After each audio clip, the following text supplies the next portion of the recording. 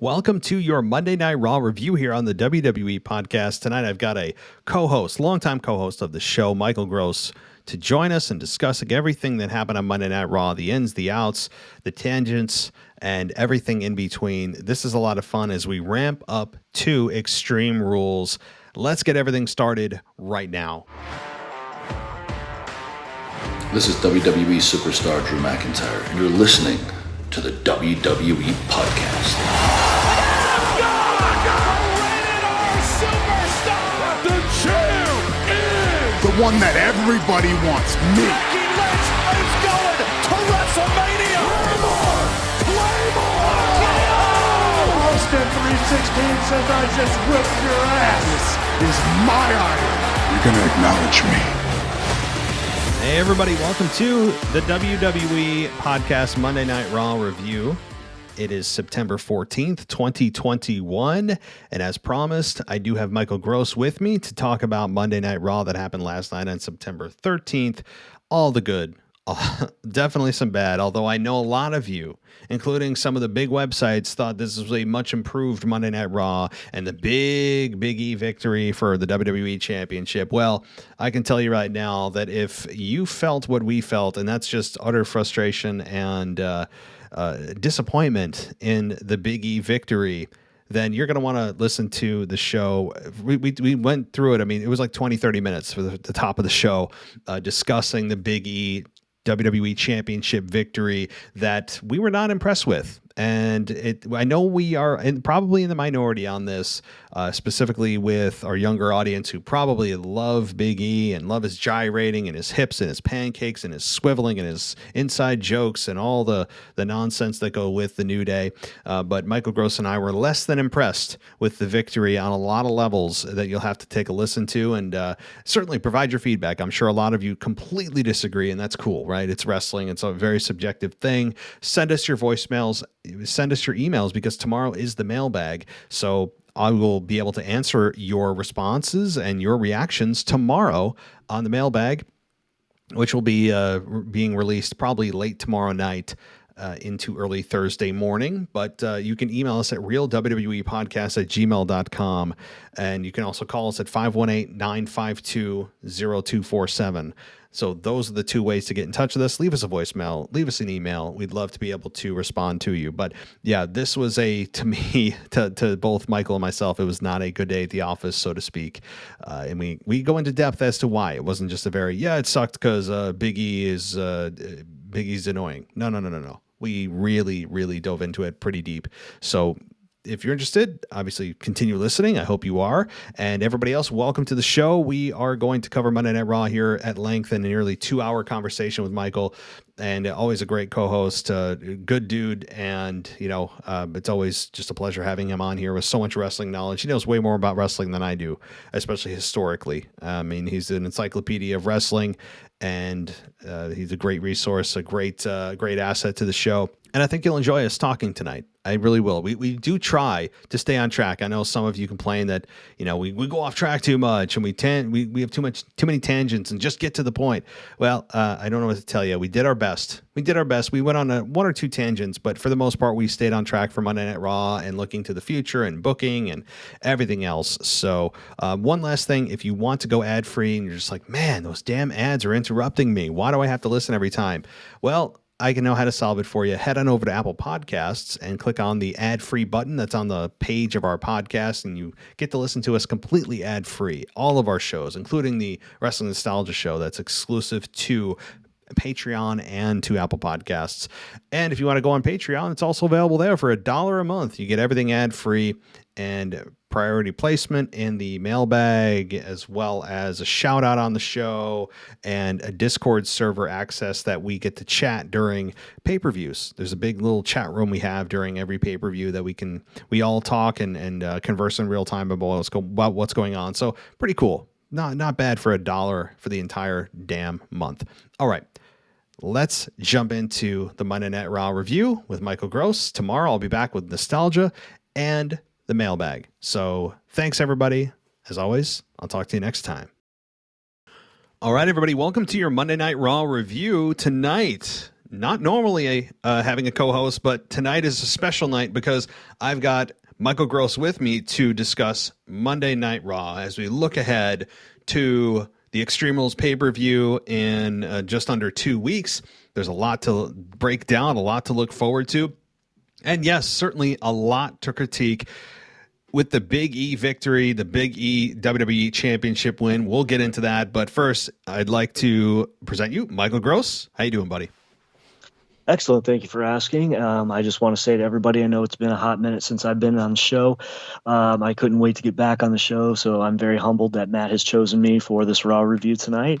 And I also want to say thank you to Mimi for the work we did a couple weeks ago, and I look forward to quite a few more ideas that we have kind of churning around in our toxic cauldron of wrestling ideas. I love the adjective there, the toxic cauldron. Yeah, it's not just I like that. And you guys, if you haven't listened to it, they did a format called Old School versus New School a few weeks ago. It's in our feed. Go check it out. More will be coming, and even more things that I can't discuss right now that are coming beyond that. So good stuff coming from everybody here on the team, and I'm glad to have you here tonight as we discuss Monday Night Raw. And look, I think it would be doing a disservice to our fans, to our listeners, or maybe the WWE podcast universe, right? If I'm going to use the language correctly, if we didn't talk about Big E's victory right off the top here. We'll go through other things that happened on the show, certainly, and we'll do a rundown, but I'm not going to say anything. I'm just going to, without giving you any preconceived notion, my friend, what did you think about Big E winning the WWE Championship, cashing in the Money in the Bank briefcase on Bobby Lashley in the closing minutes of Monday Night Raw? 5 years too late, for one. For two, it was very hastily put together, and everybody knows that AEW forced their hands by having so many former stars come in between CM Punk, Adam Cole, and Bryan Danielson, and trying to figure out exactly what they could do as an answer. They tried to give us Extreme Rules a little bit early, and for Big E, first of all, to be reunited with the New Day like that was a step back in his career. For him even to do the vignettes backstage dancing around like a buffoon and making a joke of himself once again was a step back in his career. And for him to win the title this way as a babyface is a step back in his career. So with that being said, being held high, this is 5 years too late. He was supposed to get Roman Reigns' push originally. Everybody knows that, but then Vince soured on him. Everybody also knows that Keith Lee turned out to be the wrestler that Big E was supposed to be. But unfortunately, Keith got injured and gained a lot of weight, and he needs to be punished. With that still being said, it was a successful cash-in. However, how many times do we really need the suitor, so to speak, or the competitor to tell them when they're cashing in? That's supposed to be the whole element of surprise. That's supposed to be the bonus. Is it going to happen tonight? Is it going to happen tonight? Instead, let's blow it up on social media, ruin the surprise. You could have popped that last hour with something, a tease, have the New Day tease him being there or something like that to maybe see if it's going to happen. That would have meant a little bit more, and then keep those two chuckleheads away from him in the ring. Sure, they all wanted to celebrate together. You could do that backstage pouring champagne over his head. That would mean a lot more than them just acting like fools like they did throughout the show.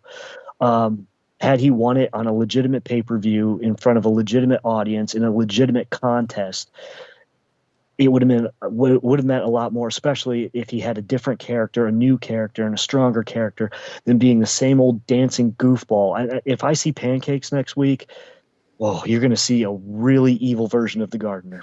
That's how I felt about it. Oh, jeez.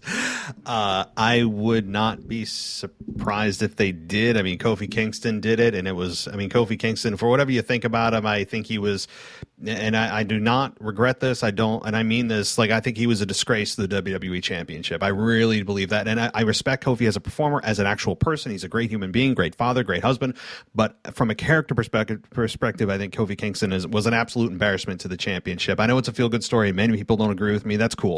But as far as this goes, oh my God, where do I begin? right off the top, you mentioned, was it an answer to AEW? Well, it was a poor answer to AEW. It was, Yes. I mean, there's really, but at the same time, where are they going to go with Monday Night Raw? Like, they are so limited on Raw. SmackDown is easily the star of the show here. A much better put together show, a shorter show, a much more concise and structured show than Raw is. Raw is just a complete disaster, or has been for a few months, several months now. But I mean, if WWE thinks that they are going to just continue to pump out championship match after championship match after championship match, which they've done with every single available championship that they have over the last month. I'm talking about the tag team championships on both ends. I'm talking about the women's championship. I'm talking about the WWE Championship, which changed hands on Raw now, which I know Drew McIntyre had happened to against Randy Orton last year, and I know Bobby Lashley beat The Miz on a Monday Night Raw after he had formed some agreement with The Miz. And so Bobby Lashley also got the Monday Night Raw treatment when you think he would be on a bigger stage, and Big E was not on a big stage here. It's just a plain old Monday Night Raw. And so I'm not a fan of the constant championship matches that WWE thinks are going to build ratings and build interest. I think they are really shooting themselves in the foot long term. It's a terrible long-term strategy. They are bastardizing the championships to mean absolutely nothing, that the pay-per-views don't matter. You don't need to worry about getting pay-per-views, guys, because we'll give you the championship match every single week. And they do. And it's terrible that they do that for the championships, for the competitors themselves, for the overall company, and it feels desperate. It feels desperate when they do this stuff because they know they're tanking and they're just throwing crap at the wall, seeing what sticks. Specifically here with Big E, now I know he cashed in the way he did. You could argue, like you said, that it was a step back in his career as a babyface doing it the way he did. At the same time, you could argue, well, he's a babyface, so he gave a stupid amount of heads up. Like, I mean, most people that win the briefcase do not give a heads up. It's just wham, bam, here they come, shock and awe, no warning. Big E was reminding people like multiple times throughout the show that I'm going to cash in. So he did it the quote unquote upstanding way that a babyface should do it, I guess. Although you could argue, why would they give somebody a heads up? It looks foolish. I mean, there's definitely arguments on both sides here. The fact that they did this to Bobby Lashley, and they're sacrificing they're sacrificing surprises and shock, and anything could happen for trying to build ratings by doing this on Monday Night Raw. And again, the biggest problem I have with this is, and I put this out on Twitter, and I'll read this verbatim because I had to put this in words in a very concise way. And this is what I said. The biggest problem I have with Big E winning isn't the fact that he's still a member of the New Day, essentially, and that he hasn't changed his character at all since quote unquote leaving the group. It's the fact that his finisher, it's not the fact that his finisher is easily the worst looking in WWE history. It's the fact that instead of building Big E as a main event star and then reaching the top of the mountain by winning the championship, they're using the WWE championship to make him a main eventer, and it's completely backwards. So that's how I sum this whole thing up. I get that, and I can understand and relate to that completely in that mindset, because Bobby Lashley was built. He had to lose that U.S. title somehow before he could go on, but you looked at it and there was nobody left. And then you look at him and he was a monster among men, and he was in a stable at the time that every time they made a promise, they made good on it. So when you have that kind of beginning upstart of momentum, you knew that Drew's days were numbered going against Bobby Lashley. And of course, then you want to protect Drew, so we'll take it off the worst champion ever, The Miz. And also, a little bit of irony. Do you realize that I did the Raw review when Bobby Lashley won his title, and now I'm doing the Raw review when he lost it? No, I didn't even realize that. Look at the wrestling that gods. Is irony. Wow. That is irony, because you knew I was going to be so happy that The Miz lost. You're like, I'm putting you on the show tomorrow. But to me, it's like you said, okay, so is the title a prop, or are you propping up the title? And so we're looking at a situation where it's like, okay, he's your world champion. Oh, he's so tough. He's so badass. Well, is he? Because I remember every time he wrestled Rusev, he would pass out in the ring. I remember every time he had that one shot that would propel him above the upper mid card, which is such a gray area, so to speak, he would always lose. And if he was palling around the New Day and you're going to do a New Day reunion, then why didn't you have the Hurt Business stay together this long? You could have still pushed this another week over by having a bloody, I mean, get a little color on TV. 6-man match. We're going into Extreme Rules. We know that 4 of those guys are high flyers. 2 guys are power wrestlers, and there are things that Bobby Lashley can do that a human being can't, and Big E's strong as an ox.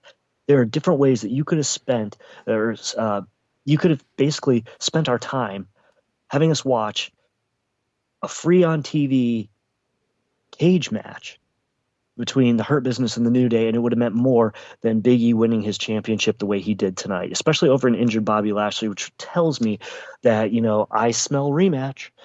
With that being said, though, it's like you said, we're going to put the belt on him, so now you believe he's a main eventer. Well, I'll believe it when he beats somebody besides a true main eventer who was injured going into it, who just had a serviceable match against Randy Orton. Look, I mean, that's a good way to put it. Is this a prop, or are you trying to use the wrestlers to build up the championship, or are you doing the reverse? And I just don't like the way that they've done this. To me, this might be the worst possible way to make Big E champion. Why?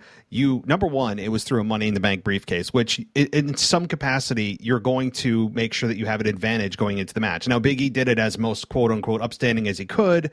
I know he did it after a match. I guess you could say the most upstanding would be, hey, next week I'm cashing in on you one-on-one. That's my match, instead of doing it after the match. But anyway, he did it as close to upstanding as possible. And so that's off the bat. He didn't win it in a mano-a-mano, everyone's at 100% way. You also do it on a Monday Night Raw. And I don't want to hear that, anything can happen on Monday night. There are certain things you still don't do on Monday Night Raw unless it's like once in a blue moon. I remember back in the 90s in the Attitude Era, there was, I think, one time that I can remember that the WWF Championship changed hands, and that was the night after Kane beat Stone Cold Steve Austin in a first blood match. I was just going to say that. How special did that feel when Austin beat Kane for the WWF Championship? I don't even remember where they were. It was sometime in the summer, June or something, at King of the Ring, the Monday Night Raw after. And so that's the only time I can remember. It never, ever, ever, ever happened. So that my point is, the championship matches are so frequent now. And when Big E wins it here, it's like, oh, wow, they didn't even give him a big stage to do it. The way he won it was a little bit suspect, even for a babyface. He is still a part of the New Day, even though they say he's on a singles path. He has never once delineated himself character-wise from the New Day. He's still the big goofball, gyrating, making ridiculous faces, and being super energetic, popping inside jokes that we're all supposed to find funny, and trying to break the fourth wall that doesn't do anything except expose the business.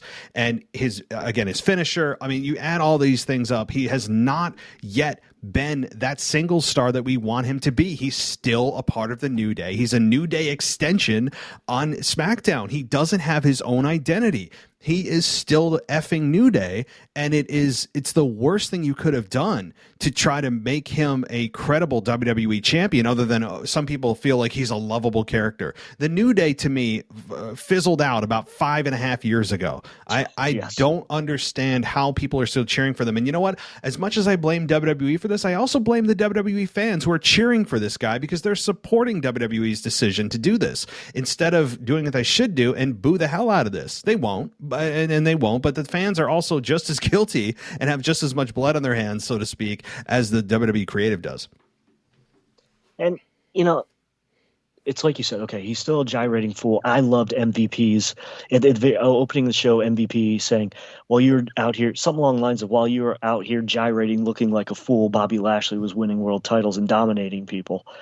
And it's just like, he just called you out, and it's like what the Hurt Business always does. It tells you the truth. You might not want to hear it, but it's the truth.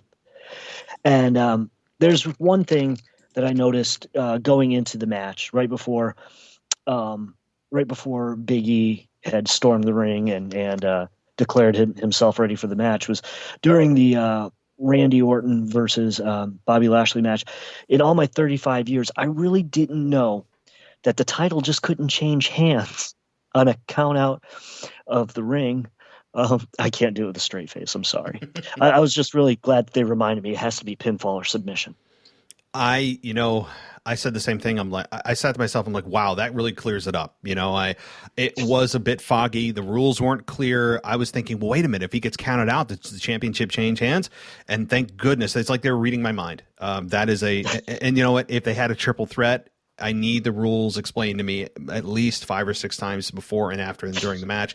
Otherwise, I won't understand that the champion can still lose the championship and not be involved in the decision because it's never clear.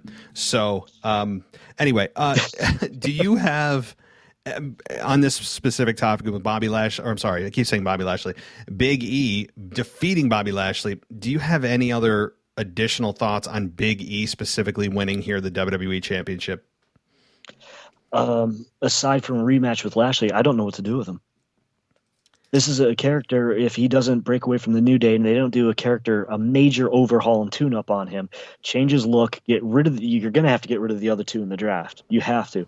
Because by putting him with them, that crowd is going to turn. They're going to cheer at first because, they've wanted this for so long. His ring work is solid, but it's not stellar. He's strong as hell, but he's got the weakest looking diamond cutter to the stomach I've ever seen for a finisher. This man needs such a character tune-up, it's unreal. And he's got to dump them. So does he go heel? Well, that means nothing as you could go heel with him, turning a double turn with Bobby Lashley, and it could almost work. And I'm not one for double turns, but it will work in the fact that the Hurt Business always makes good on what they said. So they make good on the promise that Bobby Lashley was hurt when he went into it. So they're defending a completely justifiable argument. Then Big E has to use the other two numbskulls to retain the title. I don't want to see an extended program because I rather see the title go back to Lashley because I think this is going to be a very failed experiment. Without the momentum, without the true crowd behind you, there's only so many Drew McIntyre moments where you can turn somebody from so-called upper mid-card to main eventer real fast. Taking out Brock Lesnar's one. When Brock Lesnar took out your whole faction in Japan one by one and gave you all F5s and laid you out, crippled and strewn like death, it's kind of hard to take him as seriously as Drew McIntyre. So my biggest head scratcher is immediately after Extreme Rules, which they've got a week to try to do something and pull something out of their backsides, because if they don't, they're screwed. So we're looking, obviously to me, looking forward, it's going to be a rematch. They have no other way to build a contender like that.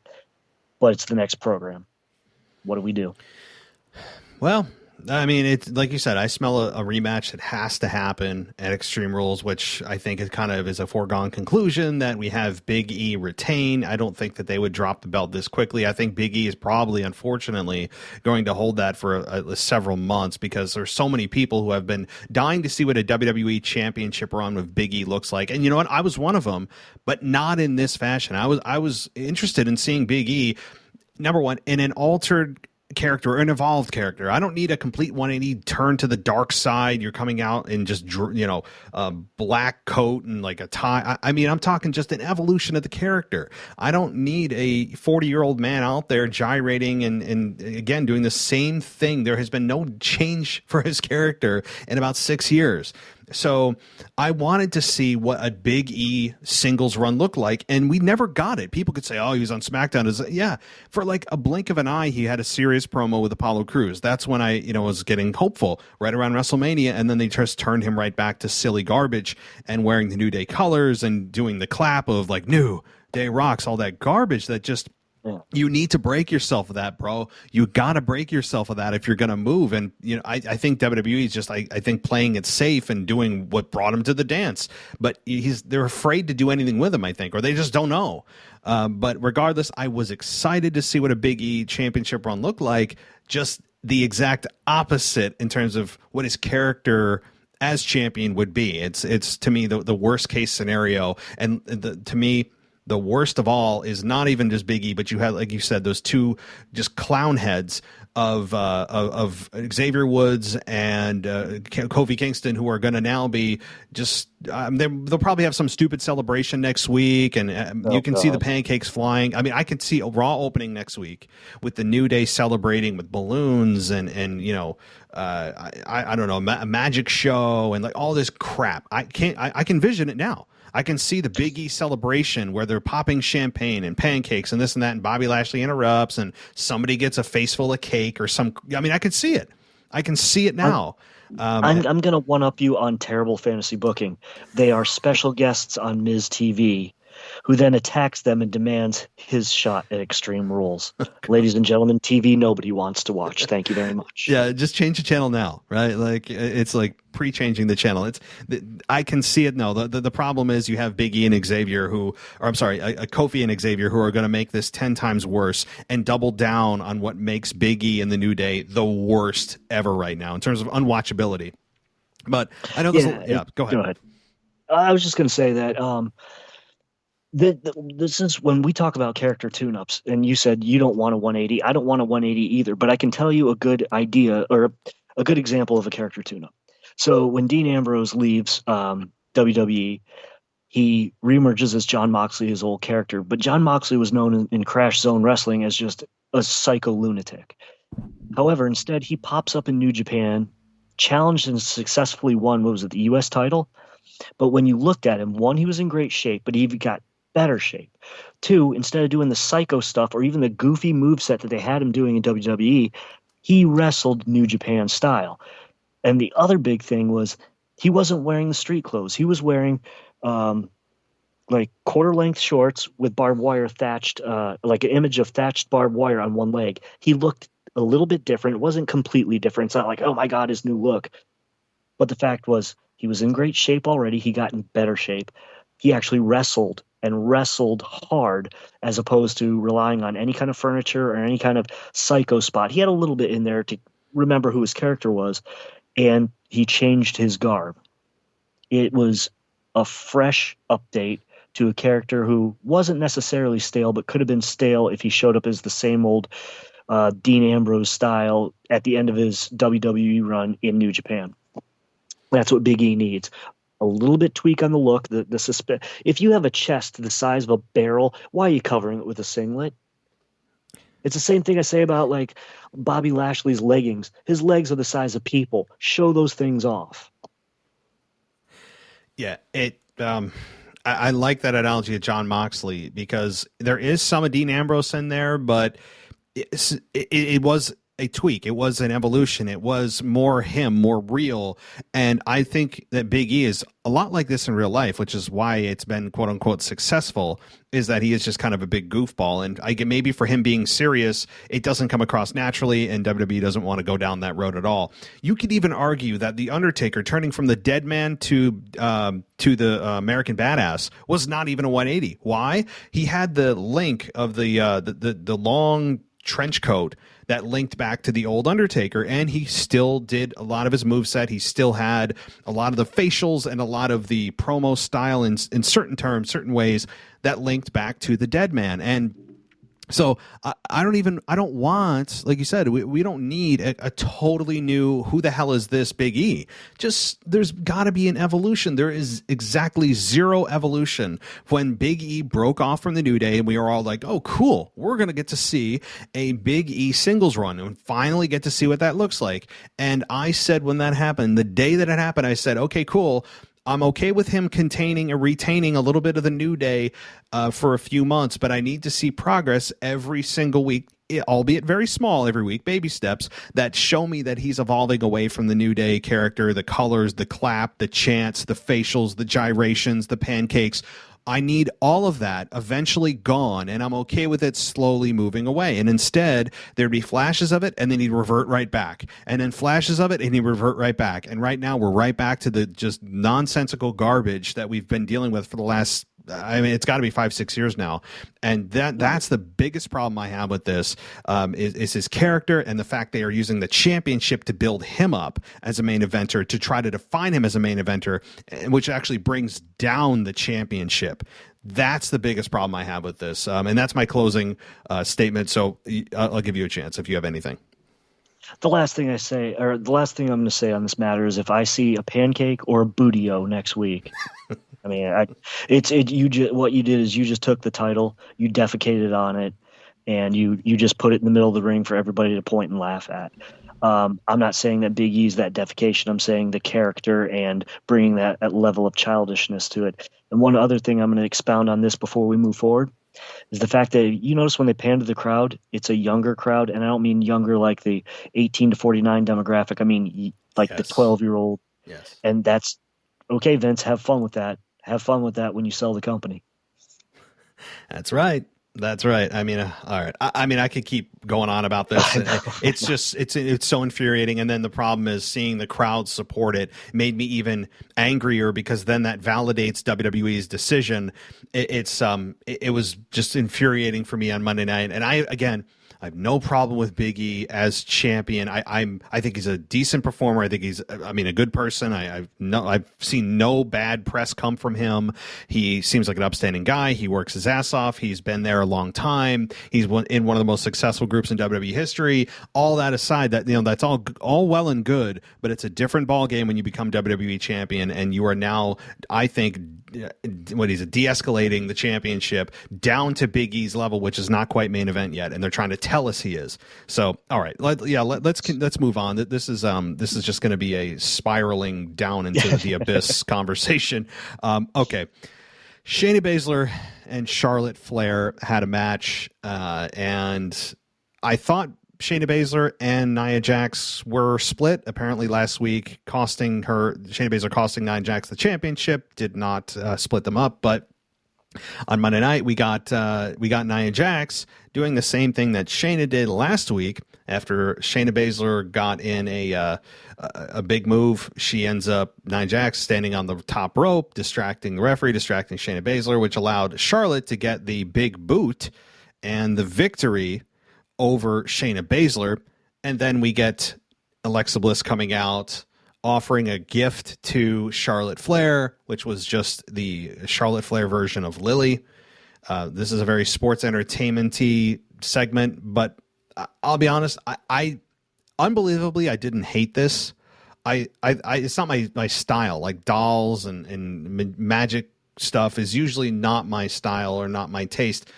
This could have been a lot worse. I'll say that. This could have been a lot worse. And it wasn't my favorite, but I like Alexa Bliss in this position with Charlotte, albeit I think this is about 5 or 6 months too late, because I don't think they're catching Alexa Bliss at her hottest. I think that was last year, unfortunately, even the beginning of this year. But we do have a new matchup. People like new. What did you think of this segment? If you loved it, hate it, something in between? Well, I gave the whole segment as let me try this again. I gave the segment as a whole a C+. I'm going to tell you why. First of all, I've been waiting for Charlotte and Baszler to really mix it up in the ring. With the conflict of styles, I thought this would be a much better match than it was. But it seemed that the camera work kept definitely panning towards the entranceway. Like, did we get our cue yet? Did we miss our cue yet? With that being said, I think the botch guy is going to have a lot of fun with some of the missed moves we had. Let's talk about that what was it? The missing of the big boot into the sloppy elbow. At least they covered for it as fast as possible. But when Charlotte went for that boot and then they both froze, and then Charlotte quickly did the elbow, that's why she's one of the best, because at least they could cover for it. And Shayna was smart enough to take the move, sell it, and try to go from there. And then the botched back body drop, body slam, whatever that was just, I don't know what was going on in the ring. Maybe they're just not catching their cues. And what do they always say? That the heel calls it in the ring. Well, they're both the heels, so that could be a little confusing. So the other things, a low point is right before the commercial break when we get reminded the Queen is reigning before the break. Mm-hmm. Please.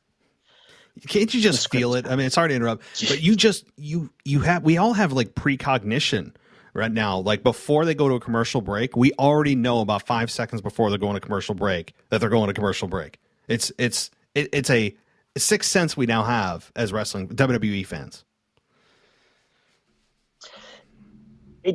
You can always tell. It's like you said, you can always tell. It's like all of a sudden we pan into a wider shot to get the audience in it, and then you can almost hear the audio dimming a little bit.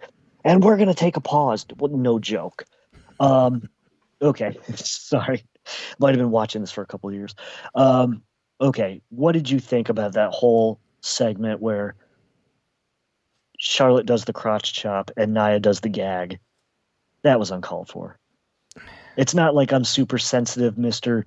Heavenly, oh, my virginal ears and eyes. Let's be honest here, okay? It was just, are you trying to be edgy? Because that was a little forced and just kind of made me like go, ugh, come on, guys. You're acting like you're in 10th grade rubbing elbows over a dirty joke. It was a bit sophomoric. It wasn't my favorite either. I wasn't entertained by it. I thought it was misplaced on the show. Like you said, I wasn't sitting there going, that's offensive, right? I wasn't thinking that, but I'm like, why are we doing this right now? Like, I mean, like this feels weird and it doesn't feel like it was placed well. That's what I felt about it. It was just, we're okay. Obviously, with it, we know we have a tease between Baszler and Jax. I mean, at this point, the tease is over the hill. They jumped the shark on that one. They just split them up, let it go. We've got Charlotte, who her main focus now should be Alexa. One thing I will say about Alexa is I think Alexa is a solid in-ring performer. Other people don't think so. Now, she's going to have ring rust. She's going to have a lot of ring rust, and I see that with some. She also had that botch to Hurricane Rana. The giving over to the doll, first of all, the old present gimmick, you always know it's going to be something that relates to the character, like, directly. I think that the only time I ever saw the present gimmick work, and it just caught me off surprise, was in the old days of WCW. Johnny B. Bad was wrestling Sting, and a giant present comes to the ring. I think it was a Clash of Champions. Do you know where I'm going with this? Yes. And so Johnny B. Bad is more enamored with what's in the box than Sting is. And to our surprise, they open up the box and out comes a crazy Cactus Jack. No one saw it coming. No one knew why. And Johnny B. Bad, who was the heel, looked like he was scared and leaving a trail behind him. So that was the one time that the present gimmick, I liked it and it worked. But when they did this, I was like, okay, it's going to be a doll. And then you notice it was just a plug for Mattel. Yeah, I noticed that when Charlotte mentioned Mattel. Yes. Yes. So aside from the whole thing being botchy, what I can say is Alexa is quite the wordsmith. If she's scripted, at least she makes it flow. She doesn't look like she's trying to remember her lines and having her eyes search around for, like, give me a line or something like that. She's very good. I think she practices way more than anybody takes it seriously. With her in-ring, if she could return to where she was 2.5, 3 years ago with her in-ring, we could have a really good large woman versus short woman match. I mean, I think Charlotte's got to have her by a foot at least. I think Alexa's 5'3" and Charlotte's 6'2". 6'3". So that's going to create quite a dynamic in the ring. And you know how Vince feels about smaller people. It's a little bit different with women, though. Sometimes, I mean, look at Nikki A.S., whatever needs to go away. We're looking at the fact that, okay, we put the belt on her. It was a fluke thing, but she's so much smaller than Charlotte. Now, Alexa is so much better a competitor than Nikki could ever be. So, I think that we could have a really decent match on our hands. Like I said, just for the botches, I gave it a C+, and for the convoluted, how many heels are in this match? You have 3 heels, and Alexa, who's supposed to be a face that a month and a half ago, wasn't she a heel? That adds a little bit of convoluted storyline. So it was a decent enough segment. It just needed better editing, even though they don't edit that much on the fly like they used to. And they could have just panned the camera angles on some of the botch spots, and the in-ring between the two of them went on a little too long. So that's all I had on that one. But I'm also going to point this out before you give me a little shot. Do you notice how many spots we had based on female wrestling tonight? It was quite a bit. Well, I timed it at almost an hour. I didn't time it, but now that you mention it, yes. I mean, I'm not complaining. I would like them to do more. I mean, again, I don't want to see Doudrop and Eva Marie again.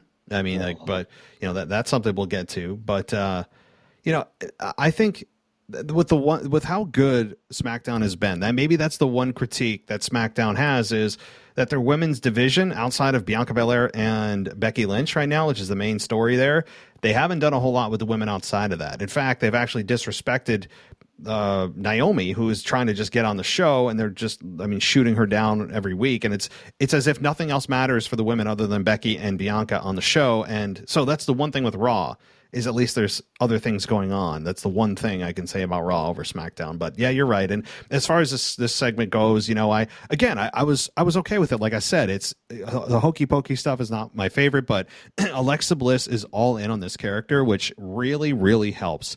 Even if it's a character that is awful. And I don't think Alexa Bliss's is, but if you have a character that's just god awful, if you go all in, at least the fans will go, all right, well, they're dedicated, and you can see that. They're not just giving you a wink and a nod like, yeah, I know this is terrible, but I have to read my lines.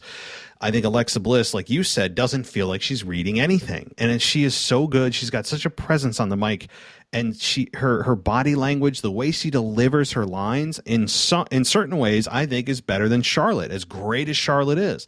So she was all in here. There wasn't any hocus pocus with, you know, lightning striking or the lights going out and people teleporting. This was just a straight up, hey, here, Charlotte, I want to give you a gift. We saw what it was. And then we had Charlotte disrespect her. And then that's when Alexa Bliss snapped and attacked Charlotte and did an awesome, what's that maneuver? You're better at this kind of stuff than I am. What's that? Is it like a sunset power bomb? Is that what It's a Canadian destroyer. It's a code red. It's a code red. Excuse me. Canadian destroyer's jumping off. Yeah, she did a great code red. The setup was a little sloppy, but they covered for it fast because they're both professionals. Charlotte, that's one thing. Like I said, with the botched big boot into the back elbow, it's like they know how to cover for it. Yes. So the setup took like 1 second too long, but bam, they nailed it, and that follow through was great on it.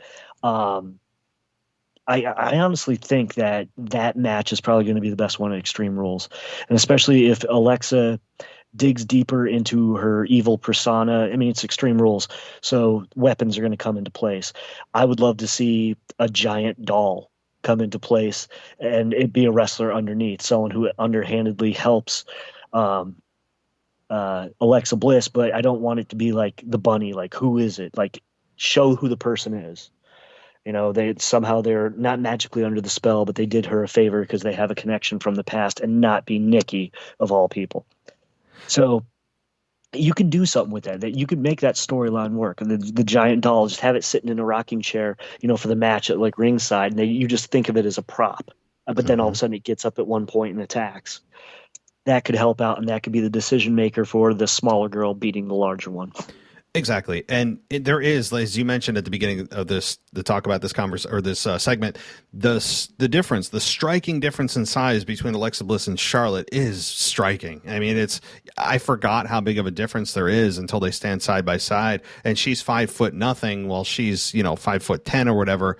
It is a big, big, big difference. And that's okay. I'm okay with that. I know that Vince has a big problem with that, with size. Size has always been a thing with him, but I'm all for Little Miss Alexa Bliss here, trying to overcome the much larger, much more athletic, much stronger Charlotte Flair. It's going to be a fun match. And, I think that while the size difference is striking and very significant, I think they could end up having a very, very good match. I think they could have a better match than Rhea Ripley and Charlotte Flair put on. I mean, there's a chance of that too, because I've missed Alexa Bliss in action. I know what her character is about. We've seen her character for about a year now, and it feels like she's had so few matches, and just it's been all talk, all backstage, all playground, all dark and evil.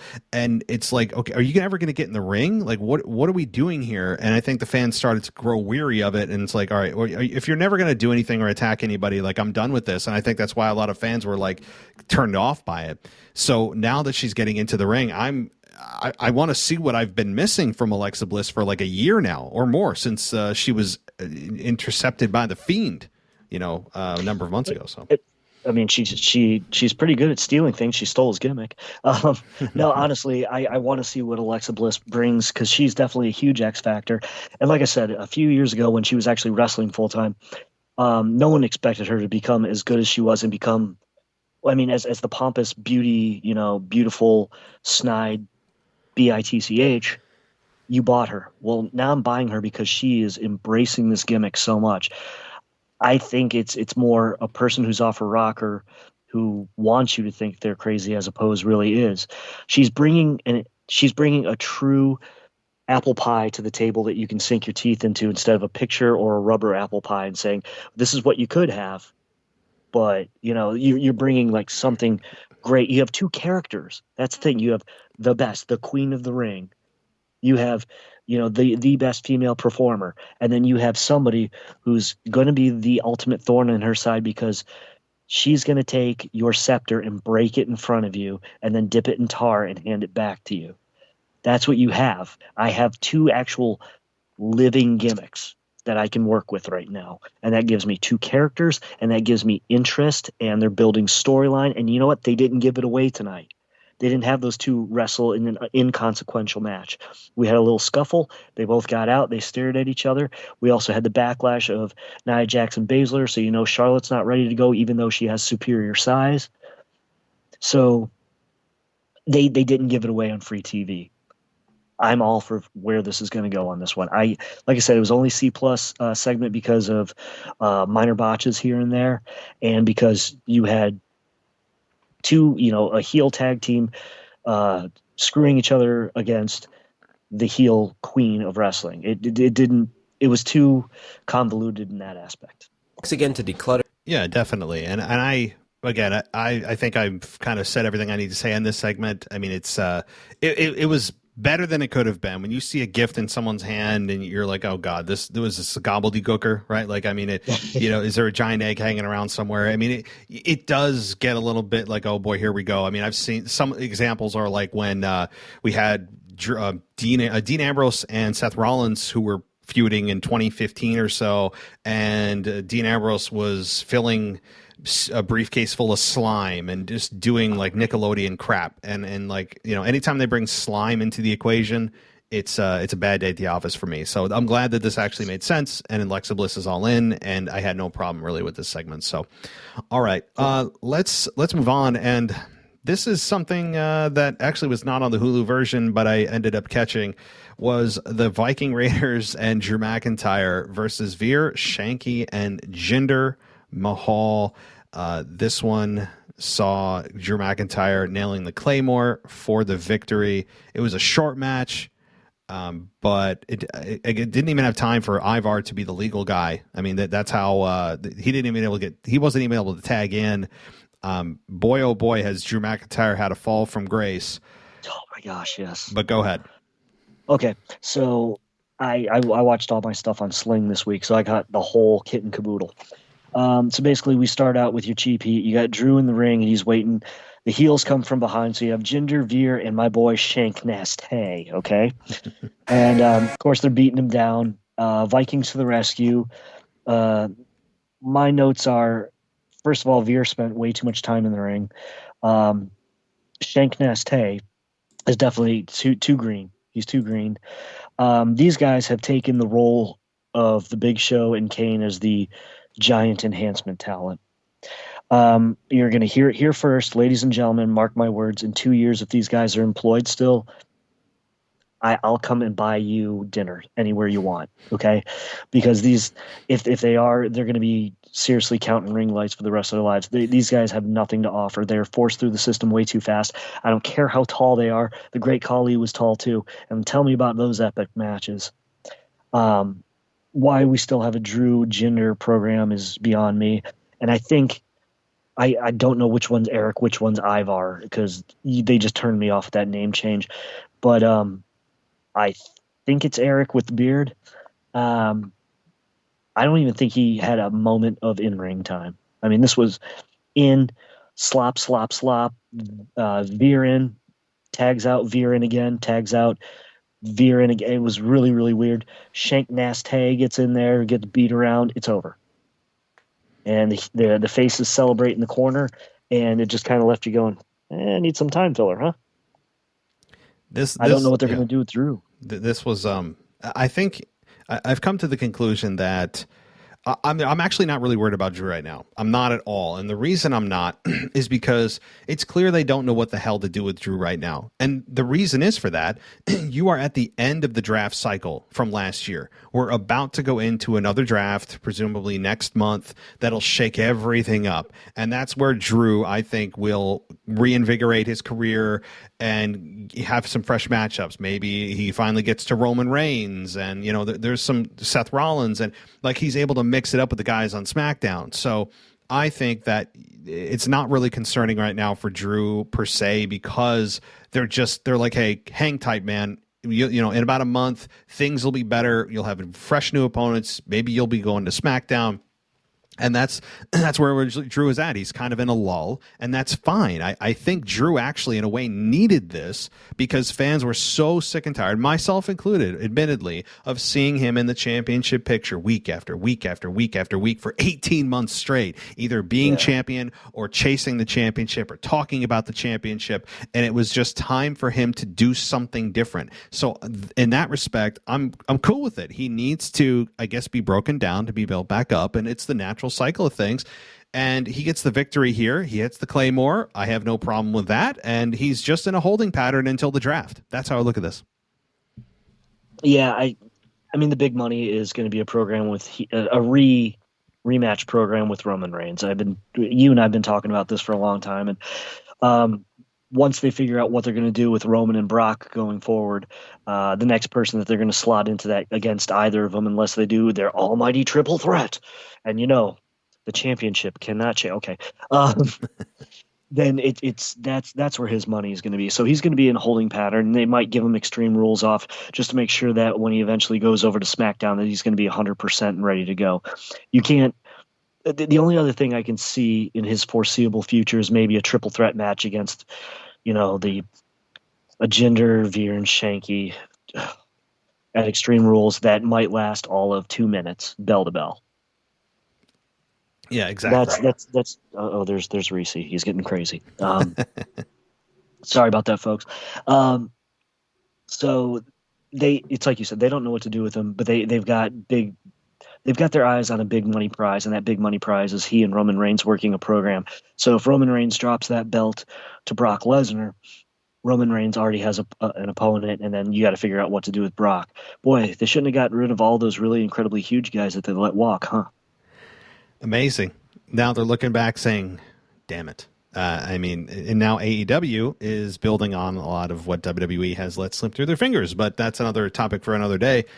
Yes. Certainly. So, all right, let's move on. I really don't have much more to say about this match. It was really an inconsequential match that we all thought Jinder and Drew were done, but again, holding pattern, guys, holding pattern. If you're a Drew McIntyre fan, don't be concerned about his career, for real. I think that this is just a really just hold steady, steer the course, and he'll be back in the main event in a month or two. I really believe that. So, all right, then we get Damian Priest versus Jeff Hardy for the United States Championship. And I just have one overarching thing to say about championship matches, and it's not they do it too much on free TV. I've already said that. It's the fact of how do they set these matches up? Because sometimes we hear about contenders matches, which they still haven't defined what the hell that is. Is it a number one contenders match? Is it somebody that's in this match, and if they win, they're considered a contender for a future opportunity, which is extremely vague.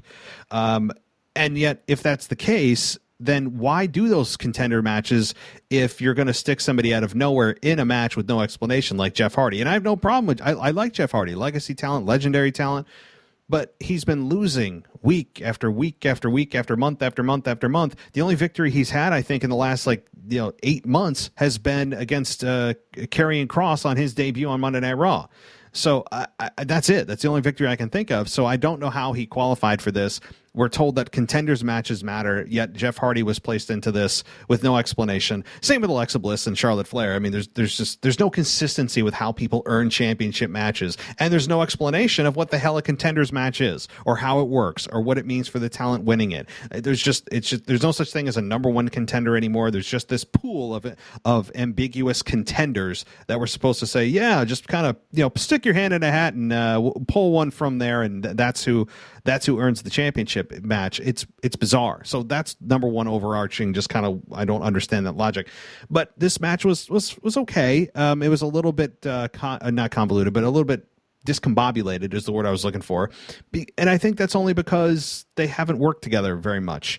And it wasn't super botchy, but it wasn't super smooth. And I think that just comes with not understanding each other's styles. And Jeff Hardy obviously is a aged talent at this point, albeit he is still pretty limber for his age. I thought it was fine. You had of course Sheamus attack Damian Priest as soon as the match was over after he won, and he took out Hardy for good measure, but I guess Priest nailed him with his own bro kick, and then Sheamus kind of rolled out the ring, and that's the match that we're getting at Extreme Rules is Sheamus versus Damian Priest. So overall, I thought it was an okay segment. I mean, I don't mind seeing Jeff Hardy out there. I think we have to appreciate seeing Jeff Hardy at this point in his career because you don't know how many times you're going to see him again. I think it's not even question. He's at the end of his career here. So what did you think? Well, Damian Priest starts out the segment by saying that he wants to face somebody that he truly admires, Jeff Hardy. And I'm thinking, man, that guy's DUI record. Are you going to take on the Usos next? Oh, so then I thought, okay, so we're talking a man that you admire who can't win unless you're trying to outright bury Karrion Kross. Back and forth was good up until they were having their little scramble next to the ring apron, and then all of a sudden they started going in slow-mo. I mean, not super bad slow-mo, but they were wrestling slower, like they had both lost a step, and not skill-wise. I mean, they just slowed down. And I thought, okay, is this for Jeff's safety and well-being, or did they forget what they're supposed to do? Then once Sheamus came out, I said, okay, we lowered this from predictable to lower than mediocrity. Mm-hmm. Because we knew it was going to happen. There's going to be schmaz at the end, and there's going to be a little beat up and whatever else. So it started out okay, but like I said, once they got to that spot next to the apron, they got in slow-mo for a couple minutes, and then when he hit that reckoning, that looked awful. It was bad, yeah. I know Botch Guy is going to have a field day with all these tonight. It just looks so like he fell down or something like that. And I mean, Hardy sold it, but it seriously looked like he slipped in the ring or something like that. Now, obviously, of course, we had the typical post-match beatdown with, getting the positive heat back. I don't know where we're going with this one because, okay, what do we do? Hot potato and put the belt back on Sheamus? Is anybody going to care?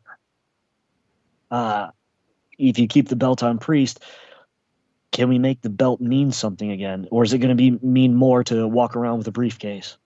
That's what's happened to our belts. And of course, the hot potato given away on free. You and I have talked about this. Damian Priest has quite a future ahead of him. I think he's come a long, long way from when I watched him as Punishment Martinez. That's for sure. His ring presence is always improving. His skill set's always improving, but when he botches, it's not that it's terrible. It's just like that looks so sloppy with that reckoning. And then when they went into the slow-mo, I don't know what happened. It's like some kind of tractor beam was above their brains, and they just both drew a blank. Now, of course, Extreme Rules, I think every match is extreme.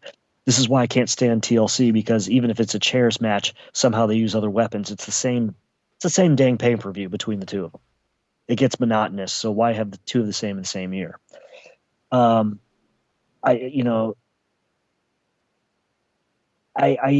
afraid of what Damian Priest's next options are going to be after Sheamus. This is another one. If you flip him over to SmackDown, you're going to have to take the U.S. title with you, which means whoever has Intercontinental is going to have to come over to Raw. That's the way it always works for some reason. Also, with what you're being said, like, so do you stick your hand in a hat and pull out who your champion is or challenger is?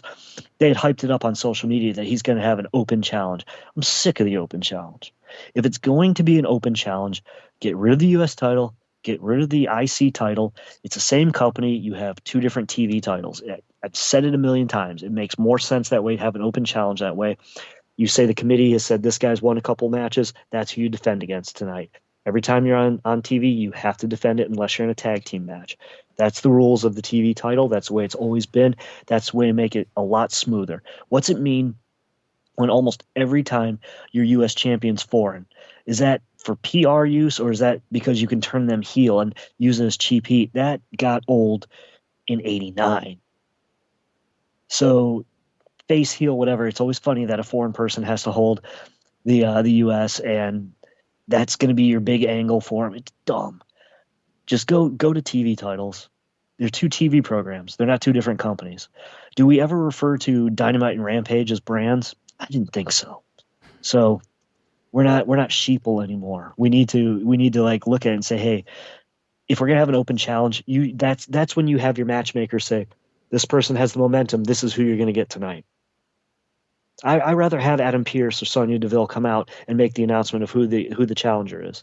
This person lobbied for it and made a really good case, and they've won 2 of their last 3 outings. It was going to be this person. However, they're not here tonight, so this is who you have. That's how we just sewed up all the goofiness that makes us angry.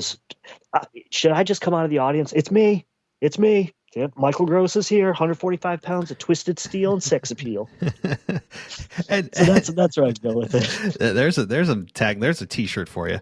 I will say it, and also, why the hell do we need contract signings for some matches and not others? And I don't want to hear it. Oh, well, it's for only championship matches. Nonsense. I've seen championship matches made on the spot with no contract, and somebody just calls somebody out, or somebody comes out and challenges somebody, and boom, you get a championship match. And there's no contract signing. I mean, so I hate to look at wrestling through that lens because it's pro wrestling. You have to kind of, just dislodge your brain at times. But there's that, and the contenders thing doesn't make sense. And like, there's so many little things that I'm just like, there's no rhyme or reason for it. And sometimes people seemingly are pulled out of a hat. There's no explanation. And yeah, so anyway, the last thing I'll say about Open Challenge, Open Challenge is something that I know John Cena was very successful with the U.S. title. He probably did it better than anybody did, and I think he did actually elevate the United States title during that time several years ago. But in general, I think the Open Challenge has been overused, particularly on the babyface side, who every time a babyface becomes champion, they just always have to transparently say, I'm going to be a fighting champion, and anybody that wants this opportunity gets an opportunity. All they have to do is ask. And I'm thinking to myself, okay, I know what they're going for. I know it's supposed to be a likable attribute for somebody to just take on all challengers, and that they're not going to run from a fight. That's the logic that Vince McMahon instills in us, that we're supposed to go, oh, cool, I like this person. They're not a coward. At the same time, I'm looking at this going, okay, first of all, to me that's too like heartwarming and too icky for me. It's too PG. I don't like when people do that, and every single champion who's been a babyface that wins the belt has to say it transparently and go back and look every time they win, especially at WrestleMania. Nonetheless, I think it's doing a disservice to the championships when you have an open challenge saying that anyone deserves a shot at this. Why does anyone deserve a shot at this? It's devaluing the belt because it's supposed to be believed that only the top talent are supposed to get championship matches. That's the way it should work. Again, it's the talent elevating the belt rather than using an open challenge to have the belt elevate the talent.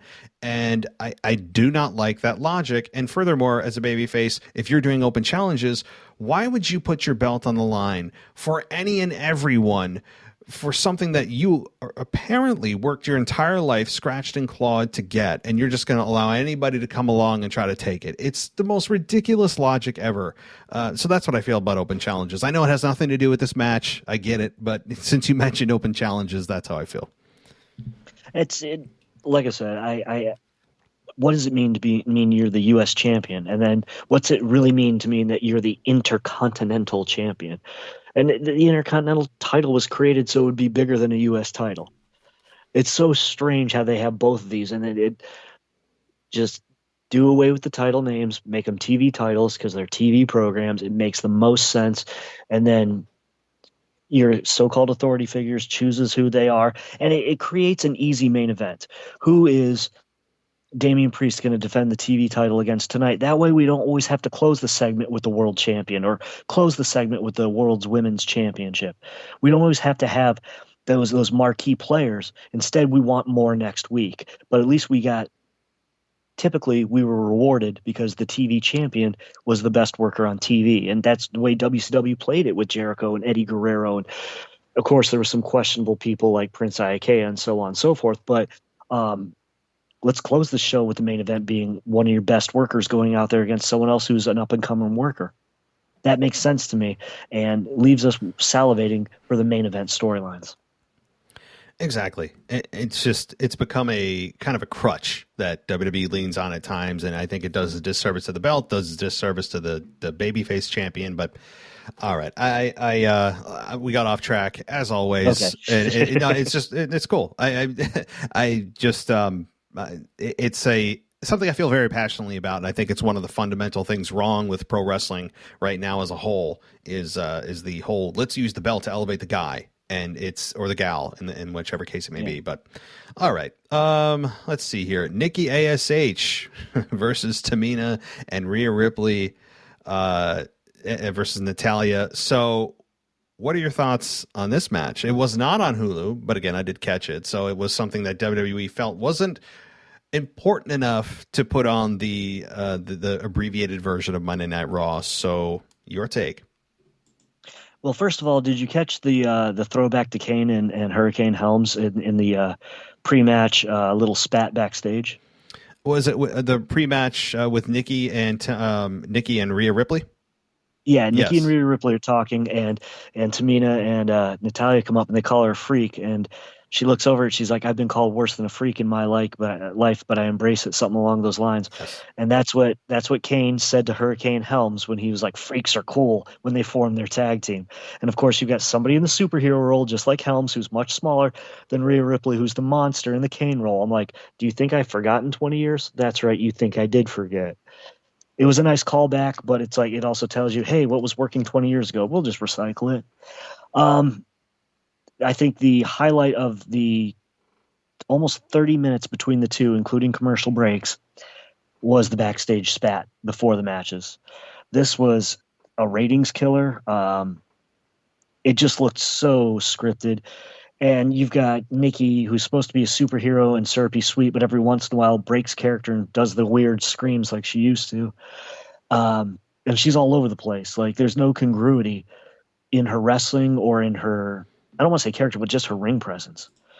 It's like she gets lost in there. Tamina has much better ring presence, knowing where her cameras are, knowing which side of the crowd she's working, whereas Nikki is, I don't want to say schizophrenic in her actions, but more very choppy in her actions. That's the best way I can put it.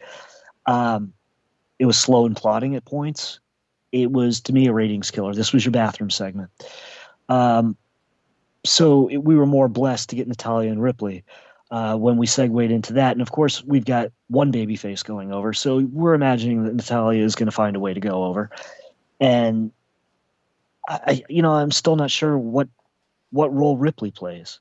I almost feel like this is the Matt Riddle and Randy Orton connection, but the female version. It is so eerily alike because is Rhea Ripley a face, a heel, a tweener? What is she? Are we waiting for her to turn on Nikki and give us a program that no one's going to care about because we can see it coming? I don't know. All I know is that Rhea Ripley is incredibly talented. Natalya is one of the most seasoned veterans on the females roster, period. My only problem with this match is it filled like a lot of filler. It's like, guys, we're going to give you 15 minutes to go out there, including commercial break, and just keep going. It wasn't as plotting as Tamina and Nikki. It was just the fact that it just kept going and going and going. And I don't know. That's what I got out of it. And then I was surprised that both times the Ripley Nikki team went over.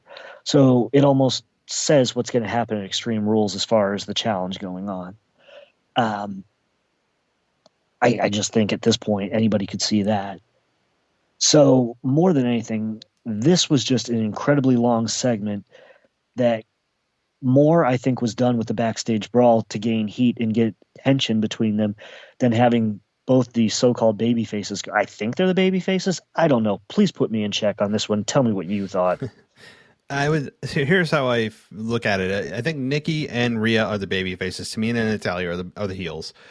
Rhea Ripley is a slow transitioning to a baby face because Rhea was bouncing so much back and forth. I lost track of where the hell they're trying to position her. I think they finally landed on her being a baby face, and like you said, the outcome here seems a bit predetermined, that it's going to be Nikki and Rhea Ripley getting the women's tag team championships. I think that is probably where they're going. I think that's something that is honestly needed if you're a women's tag team championship fan, because the women's tag team championship has really been forgotten over the last several months. It seems to go in waves, and it seems to be, you're like, oh yeah, that's right, the women have a tag team championship, and wait, who is it again? And then somebody of substance wins it, and they hold on to it for a while. I mean, which Nia Jax and Shayna Baszler, I think, for all the complaints we have about Shayna being in a tag team, they did bring some relevancy and credibility to the championships, and they held them for a while, and then they dropped them, and then you're like, wait, okay, so who's on it now? And it just goes through this disappearing act every few months. And I think Nikki and Rhea Ripley, when they win them, are going to bring them back to relevancy, and they'll have some fun with it. And it is a Randy Orton Riddle dynamic where you have the kind of annoying older brother, or an annoying younger brother, in this case, annoying younger sister or friend, and you have the more mature, more seasoned, more serious older brother, older sister. And that's the dynamic. It's the exact same chemistry with those two. And I don't think Rhea's going to turn on her yet. I think that'll happen after they eventually drop the championships. Of course, they have to win them first, but that's where I think that's going. These two matches, Nikki versus Tamina and Rhea Ripley versus Natalia, I don't have a ton to add here other than it's setting up these teams for a match at Extreme Rules. Yeah, it's basically a slight commercial. I just didn't like the fact that both members of one team won. It give us at least, I hate to say 50-50 on it, but it seems like you already have your victors in hand. So it almost makes it too predictable to say who's going to win at Extreme Rules. Go ahead. No, and the one thing I say, I hate saying that the women feel like a bathroom break, because that's how what we used to say during the Divas era. Is like, the women, they were a built-in bathroom break. They really were. And that was, that's what ultimately propagated a Give the Divas a Chance movement, which ultimately led to a women's revolution, and then here we are. So I don't like to revert back to saying these women felt like a bathroom break, but they did. And it felt like old times again. Not that that's a good thing. So that's all I had to say on that. You have anything else before we move on? I think what would really give the women's division on Raw a nice kick would be in the impending draft if Toni Storm comes on over. And then we've got some decent work with Rhea. We've got some fresh work with Charlotte. We've got fresh work all over the place. And just with Toni Storm has something to offer, being British, being different, using a little bit more of the, I don't want to say the catch-as-catch-can style, but she also wrestles, not necessarily British strong style, but British. She has some small elements of British chain wrestling. She has personality. She has personality to almost create a gimmick. It's a charisma. She has a charisma of her own. So I think that she can add something, whether face or heel. She can work either way. And I don't feel like it's stale over there. I just feel like with all the shakeups, all the releases, they're grasping at straws and trying to give us stuff. And then by giving us one team solidly winning in one night going into Extreme Rules, and then Charlotte taking on having problems with a heel team, being a heel, and then having face kind of get the best of her, just having a new face in the mix is really, even if it's one person, Toni Storm, I think, is the one that can really spark up and reinvigorate the Raw women's scene. Definitely. Yeah, there's no doubt. I'm the women's the women's division as a whole does need a bit of a jolt, and Tony Storm, excuse me, I think is better off on Monday Night Raw, or at least getting an in-ring capacity, because right now she's hanging out backstage and just waiting for Dolph Ziggler to come up to her like she does on SmackDown. Like, I mean, what are we doing with Tony Storm? They build her up. And she's an amazing competitor. I remember watching her on the Evolution pay-per-view, of which I have no idea why they haven't done a second one. It's been years now.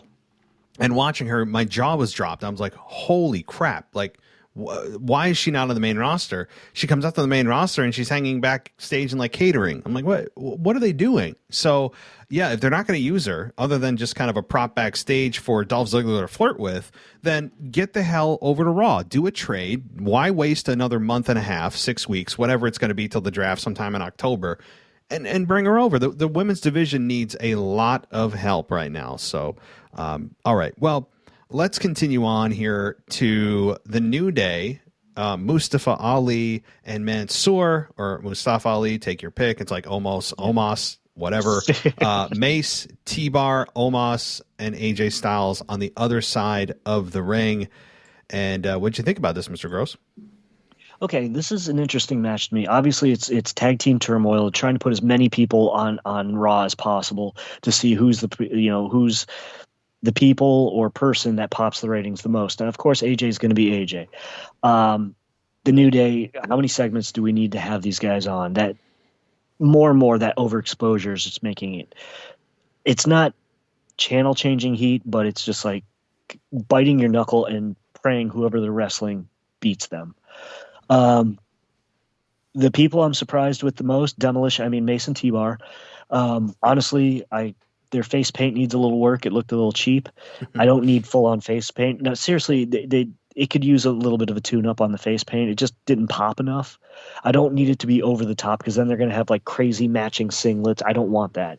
I like the way they look tonight. Just let's do a little bit more with the face paint, just a little bit. They were obviously the spotlight. If you noticed, everybody else was standing in the ring. They got a backstage recording segment as well as a full-on intro. They're trying to create the story about Mustafa Ali and Mansoor kind of being the scrappy underdogs. Of course, Mustafa Ali being their former boss, which that one fizzled. And can we just call them Retribution? Why not? They were Retribution. They're the only ones left from it. Just give them the name. Or you could tweak it a little bit and be like Retribution X, or, I don't know, Attribution, whatever. But the point is, it would definitely behoove them to have a tag team name, because they actually looked like a real tag team unit out there, and they looked like a couple of guys you didn't want to meet in a dark alley. Now, I don't know why they did all that work with Dominic Dijak or Dijakovic, whatever surname he used, as like a shoot style wrestler down in NXT, when they were going to, mask him at first, then make him part of Retribution and everything else. I think also Retribution was a grasping at straws when they didn't know what to do, when so many people were out with COVID and so on and so forth. So bringing it all full circle, Omos is still getting protected. Which, you see it, I see it. Of course, being in the last couple minutes, doing some big power moves. I hated the 4 babyface on one and then throw him kind of thing. That's been played out. You got to realize each one of those guys is a base 200 pounds. That's 800 pounds holding down a 300-pound man. You got a 500-pound swing. I think they're going to be okay. That's just a played out thing since the Andre days. But Andre was so incredibly huge and so incredibly thick at each point that sometimes they'd bring in like 150-pound guys, tell you they were 220 pounds, and they couldn't get their arms around his leg. I bought it then. That was the showmanship. That was the carny. Now we've got a guy who, he's in decent enough shape. I don't know. We don't know what he looks like with that hoodie off. That still needs to be upgraded. But what we got out of here is kind of it was a tag team match. It was a filler match. Of course, you've got the tension between Mansoor and Mustafa Ali. Where's it going? The blind tags. So obviously they're teasing a split between them, but then where do you go with that? So I need more meat with my potatoes there, because you're just giving me side dishes and I need my main course. So if you're teasing it, I got to see why. And are we going to care? Ultimately, are we going to care, or is it going to be a curtain jerker for Extreme Rules? So obviously the people who look the best in this one are Mason TUR for a second week going. Um, and I thought T-Bar damn near killed Mustafa Ali with that kick. The way he sold it with the spin, that big boot to the head coming off the ropes, that was beauty. That was a great spot. That was also great showmanship, because people forget that Dijak, T-Bar, whatever you want to call him, he's been in wrestling for about, I think, 7 years. He started out in Ring of Honor, and I might be a little skewed on my timeline. It might be like 6. But he definitely honed his craft more in NXT. They put a lot of work into him. And if he didn't hurt Ali, he made it look like he killed him in the ring. And I love that spot. Mace remains to be seen, but I've got some faith in him because he didn't look sloppy. He's still new, and he's pulling off the big man, the big brutal demolition, Legion of Doom, Powers of Pain role. He's pulling it off really well, and he looks like he's believing in the gimmick.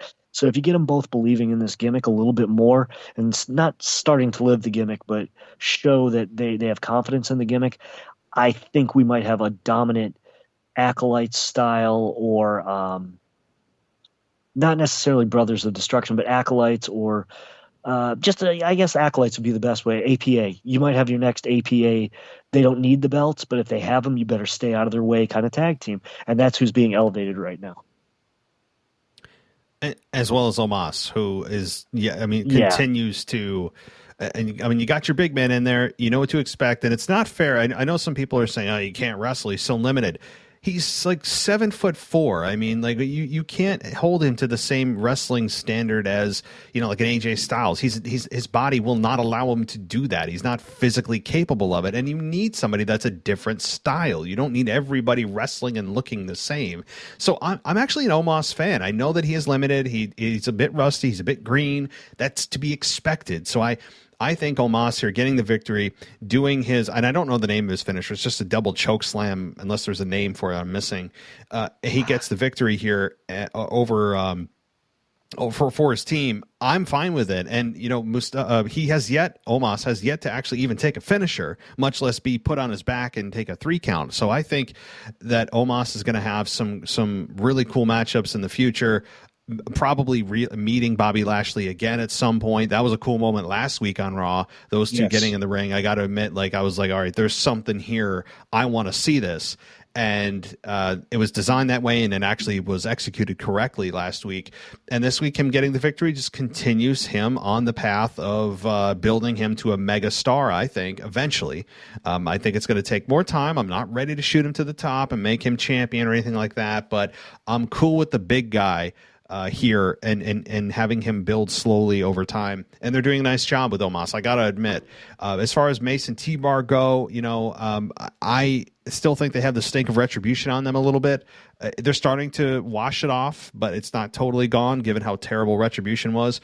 But yeah, with Mason T-Bar, honestly, probably one of the worst, if not the worst faction of all time was Retribution, in terms of logic, in terms of consistency, just all the way around.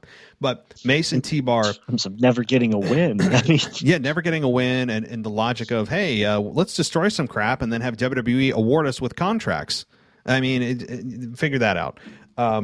So Mason T-Bar right now, I don't think they know what they are. I don't think they understand their characters, which is why you're seeing that just generic kind of, let's just put paint on to look like we're wrestlers, to make it look like we're not so plain. Let's just put paint on us randomly, not, understand why we're doing it, what it's for, or anything. There's no meaning behind it. Let's just do some generic wrestling stuff so we don't look so bland. That's how I feel like they are. And they talk in like a deep, kind of scary voice backstage. They haven't found themselves on the main roster yet, and that's okay. I think that what they showed last week was a good thing in that they showed viciousness. They took out who was it? I can't remember who they took out last week. And they showed dominance. They showed aggression. They, even in a loss in the tag team turmoil match, they made, as WWE loves to say, they made a statement, and they did. So I have no problem with that, but they don't know what the hell they are, clearly, in their promos, who they are, what they are. They feel kind of, unfortunately, like a who was it, Ascension knockoff, and I hate to say that, but like I know the Ascension it felt like a knockoff of Legion of Doom with their outfits, and it just I don't know what they are yet, and I need them to give us something other than just generic things with them. And anyway, so I'm down on it, but I also am willing to see what they do because they showed some faith last week.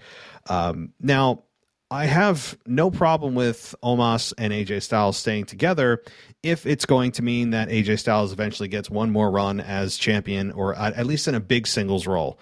So I know that all of us are kind of feeling that way, that AJ has been sort of hidden in this tag team for a while. I think it's to kind of guide Omos until they feel he's ready to go off on his own.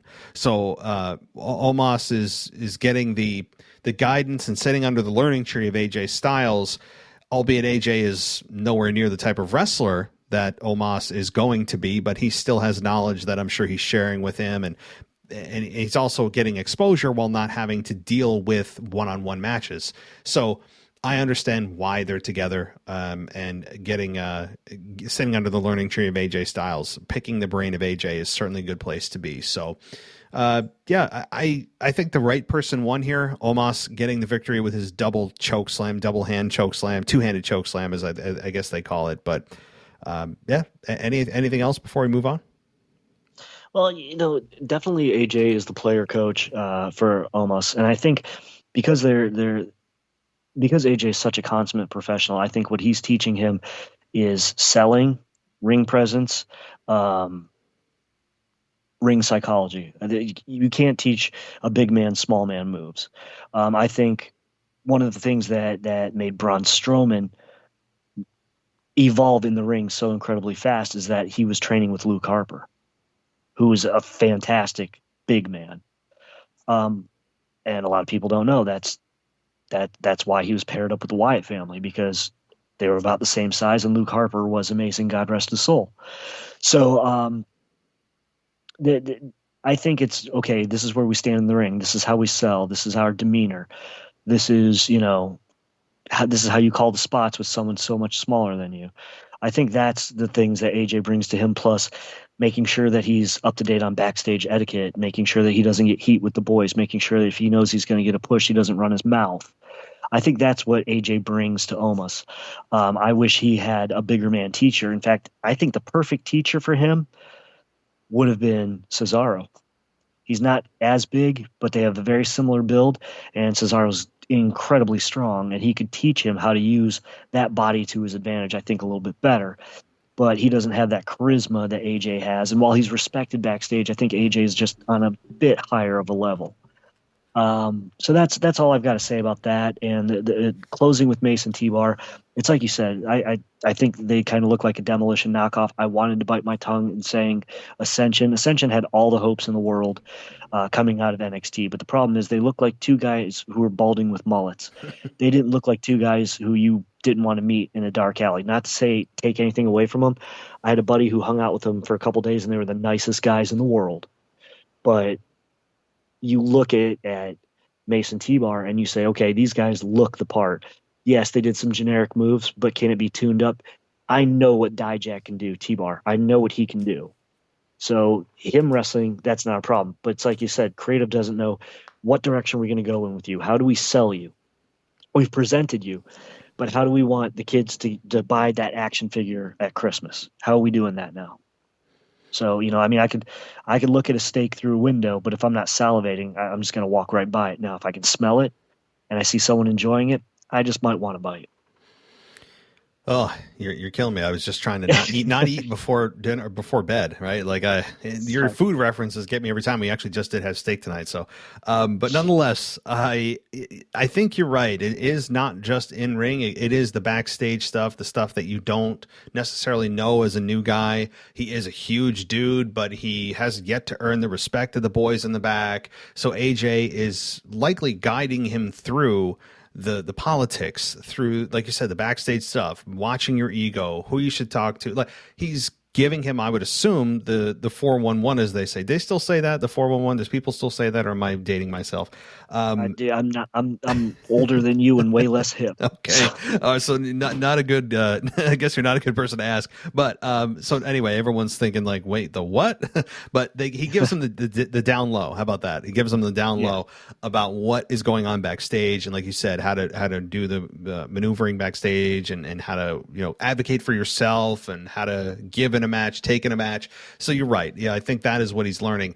And as far as a big guy, it is actually a shame that he doesn't have maybe like a Paul White Big Show to speak to. I think he would have been a great mind to pick. A guy that's been in the business for 30 years certainly would be a good guy to ask. And I know that he's in AEW, and he just had a match with QT Marshall in AEW, and which was I mean, it was I watched it on All Out. Paul White at this age, you can't expect much. It's he's a big dude. His joints are locked up. He doesn't have a whole lot of matches, which makes him even more kind of stiff. But anyway, I'm not here to talk about Big Show or Paul White. I'm here to just say that it's a shame that he is in AEW and he's not there as like an agent or something to help somebody like an Omos in the ring, and able to tell him how to work as a big guy, because he would know. But I think regardless of all that, he's still doing pretty damn good for his size. And he's got such a presence that I think it washes away a lot of the inability and greenness he has in the ring, because his presence is just so damn, like, he commands it. And when he's on the screen, you watch. You want to see what he does in the ring. And when he has a face-off with somebody like Bobby Lashley, man, you stick to your screen. You want to know what's going to happen. So I think Omos has a very bright future, but I'm on the slow burn path with this guy. I don't need him winning the Rumble. Although him entering the Rumble is going to be fun. I'm sure it'll take 18 guys to get rid of him, but I want a slow burn. So, all right. Two more things, and then I'll toss it to you. Is number one, I really don't know how much to say about this. Eva Marie versus Doudrop. I mean, my thoughts on this. I watched it. It was, again, not on Hulu for good reason. I get why. And I watched it on YouTube afterwards, and I mean, it was a 3-minute, like it's kind of what you expect. Yeah, I will say, Doudrop is, I think she's actually more athletic than people give her credit for. I think she's more athletic in certain ways than Nia Jax, who has a similar body type.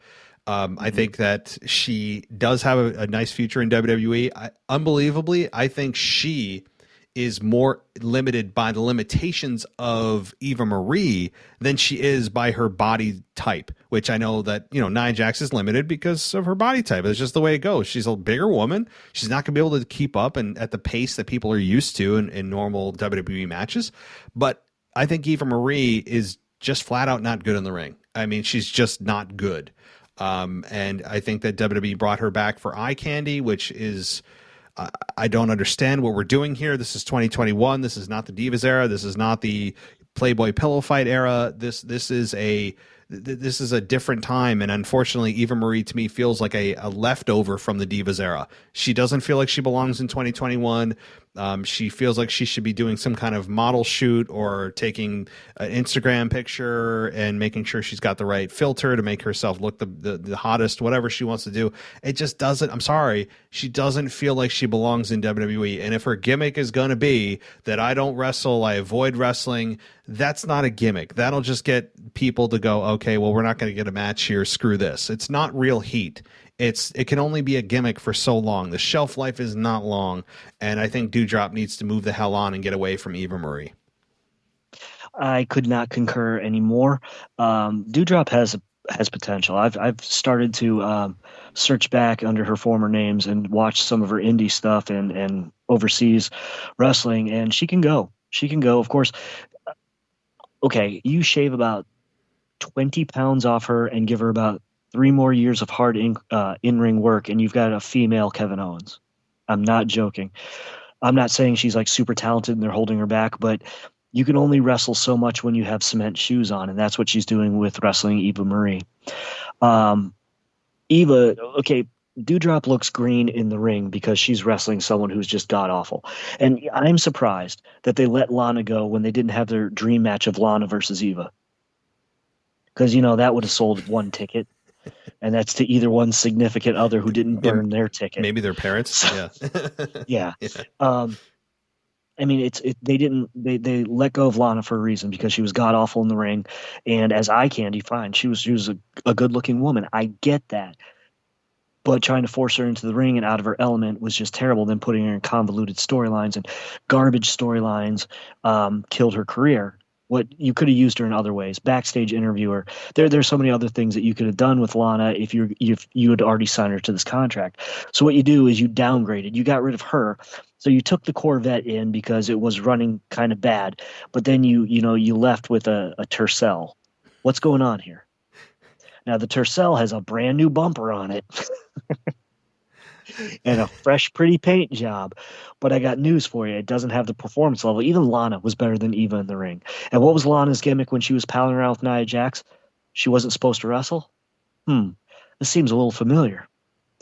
I just want people to think that Eva was signed and brought back into the company when we lost Bray Wyatt, when we lost so many other people who are talented that they didn't know what to do with, but now we have somebody that you clearly don't even want to see and is making a farce of the in-ring product and a farce of the women's movement. I don't care how much eye candy she is. She has taken what people like Becky Lynch, Charlotte Flair, and Sasha Banks and Bayley. I mean, okay, you got the four, but then you also have Alexa Bliss. Shayna Baszler does not. She got some decent. Excuse me. She acquired some decent time, but it was all to build momentum for for Alexa. When we're putting Eva into a so-called storyline, even though it was 3 minutes, Baszler's not getting a real storyline. She's getting knockoff storyline. Baszler should be the top, the cream of the crop. She has a unique look. She brings something to that ring, and she's taking up where Ronda Rousey made us forget that she came in. So with that being said, Eva needs to go. If you're going to find her purpose, should be like what in the Legends, going out doing promo work, period. Go out and do promo work and do fundraisers. Go out there with Titus, because he was no ring general. You two go do all that promo work. You go do all those Make-A-Wishes. You go to all those celebrity golf tournaments, and you go to all those, new groundbreaking brand new banks and stuff like that WWE is going to put money into, so you want to make, your publicity there. That's where she belongs. And then Doudrop, let's do something with her. I'm just afraid that she's going to show up with a tutu on, dressed like the B-girl from the No Rain video. Yeah, I just dated myself. There's a little 1994 for you. Blind Melon, you're still alive in my mind. So anyway, that's how I feel about that. Yeah, I'm not really sure what to add to this. It's just, and here's the thing.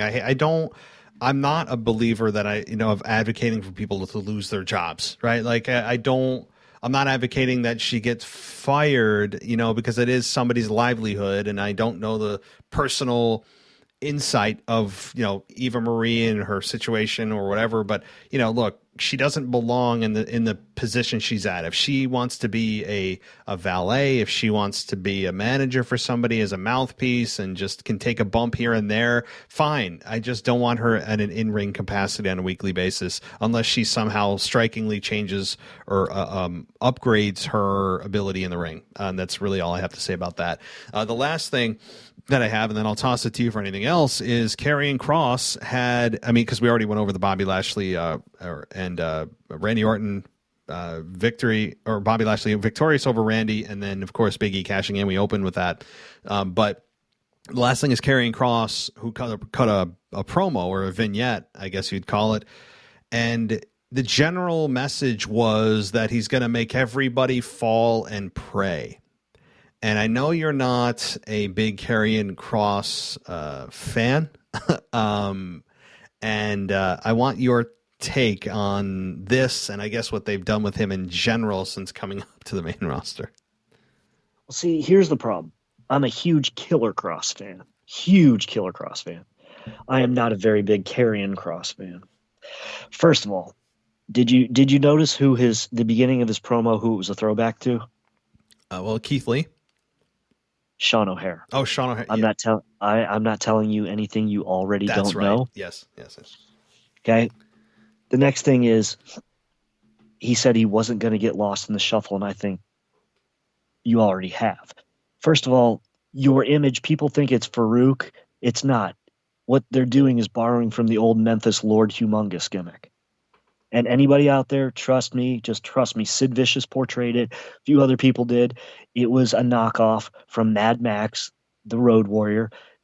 That's exactly what he's dressed like. And please, anybody, just go look it up. I think that his intro in Impact/TNA was a much better intro than what they did with him on the main roster, as far as losing to Jeff Hardy and then looking like a goof, a complete and utter goof. I liked his promo tonight. I like the fact that he recognizes that he's already been pushed into the background. But the fact is, I want my Killer Cross back. I want the man who would dress up his security, and you'd have 5 security guards walking somebody out, and he would be the last one because they never showed his face, and they wouldn't have his tattoos shown. So then all of a sudden he'd flip out, knock the others out, and then cut a promo, and then scare the camera guy, take the camera away, and lay it on the ground next to the guy's face and cut his promo. That's Killer Cross. That's who I want. Not a guy in a gladiator outfit. Just his moveset hasn't been dumbed down completely. Okay, he's still solid in the ring, but he doesn't need to be going against Keith Lee. He's supposed to be squashing Jeff Hardy. He's supposed to be squashing The Miz. Everybody is, really. He's supposed to be taking out Adolf Ziggler. These people have had their time. Not the people who are also supposed to be sharing the limelight with him in the next 5 years. Because if not, I got news for you. In 4 years, he's going to be All Elite.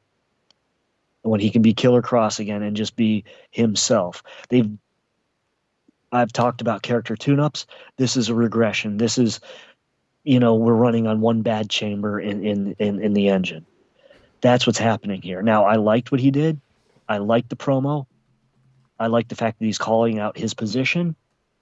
Where are we going to go from here? Stop going after the other talented people. I don't want to see him going against Apollo Crews because they're both the future.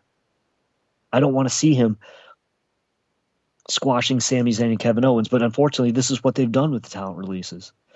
And yet I want to see him take out Randy Orton. Give me that.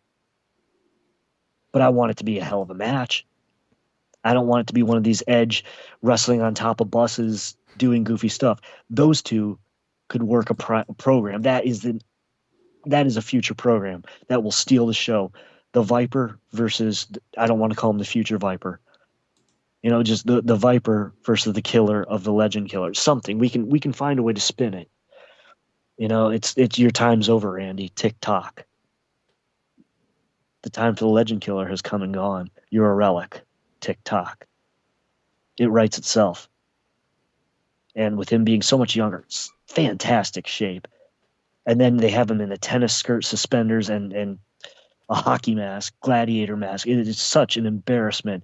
You took Killer Cross and you made him child-friendly Cross with a C.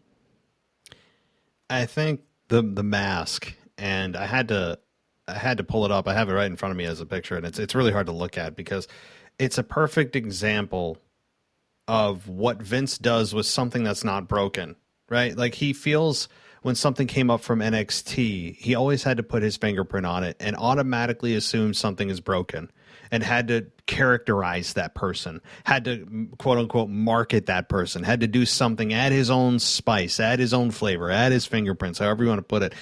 I feel like they had to do something. I don't know if it's Bruce Pritchard or Kevin Dunn, who I know he's more of a producer or television, but probably Vince McMahon himself, who is putting and doing these things that are just no need to do it. And the mask was, anybody Google it. If you haven't seen it, I'm sure you have.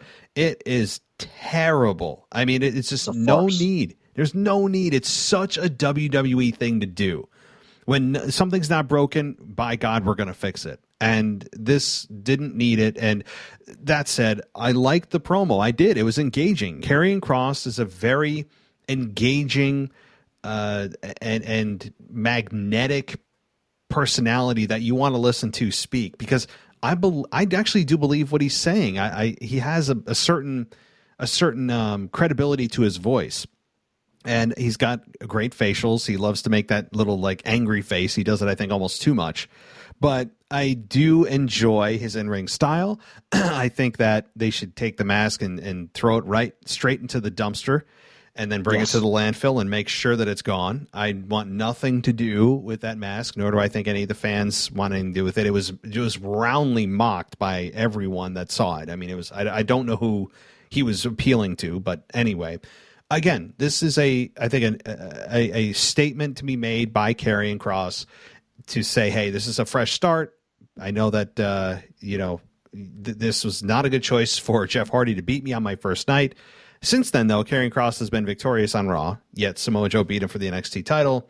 And now I'm here on the main roster, and I don't know who his first opponent's going to be, though. I don't know. I know that you mentioned Randy Orton. I don't think he'll go that way right away. Probably be a while.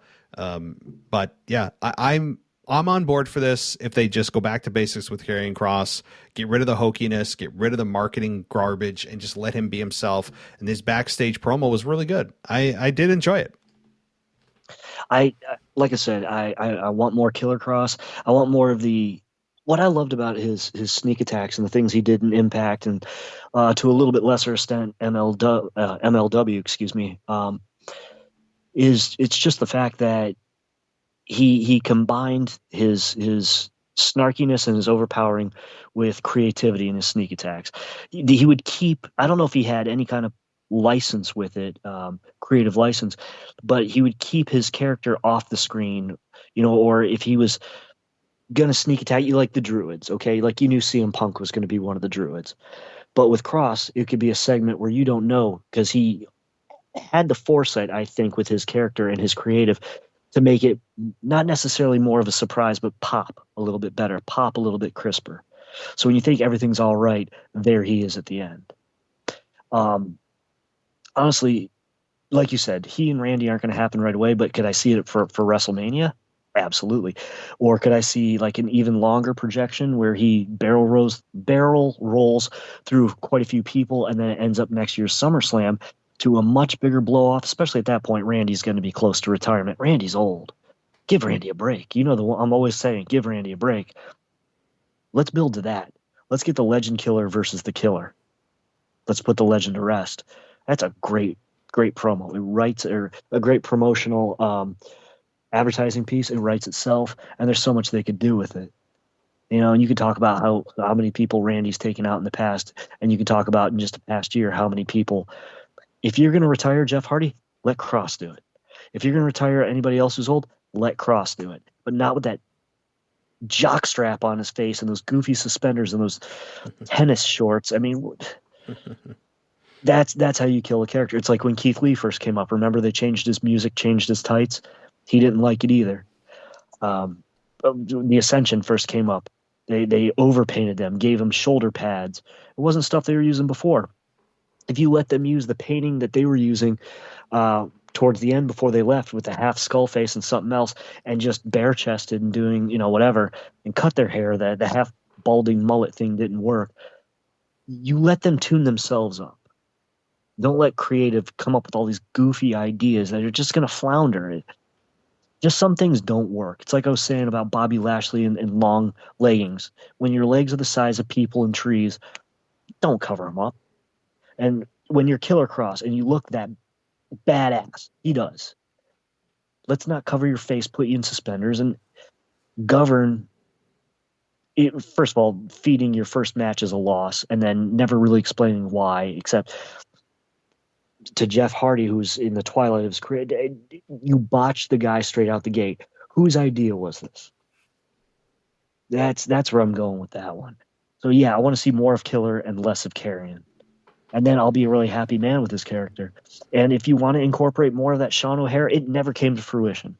I'm not saying people don't forget, because I don't forget. But as long as it's not a complete ripoff and he's not always using that devil's advocate, I'm not telling you anything you don't already know over and over again.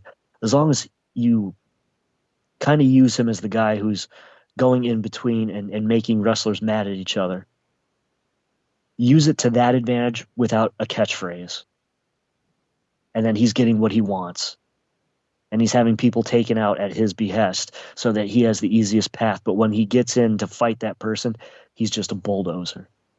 now we've got a character we can really, really sink our teeth into. And we believe he's that Killer Cross that we wanted to sign a long time ago, and not this guy that you changed into kid friendly. Let's sell a gladiator mask tomorrow. Yeah, I feel Rant like over. Rant over. I feel like somebody watched the Gladiator series, like the week before, and they pitched it to Vince, and Vince is like, "I love it," and that's probably what happened. Somebody pitched it to Vince at a production meeting after being inspired watching the movie and thinking Vince would like it, and Vince did, and he went with it, and it was a massive, massive flop. I mean, not only is it ridiculous looking and fixing something that's not broke, but you are also covering up one of the best parts of carrying Killer Cross is his facials and his demeanor on the way to the ring. You are now handicapping him by putting this ridiculous looking mask on. So it's a multi-level bad with this, and I hope that they have realized how bad this is, and that hey, when he comes back, that this is now gone. So one thing that is just coming to my mind, and actually was posted 10 hours ago to Stephanie McMahon's Instagram, is that the draft is returning October 1st and October 4th. So it's going to be a 2-night draft. Makes sense, but the draft is indeed coming October 1st, guys. So anything else, Michael? I know that we certainly covered everything with Raw, but did you have anything that you wanted to add or discuss? No, just my typical, if you want to find me, it's at 144 captain on Twitter.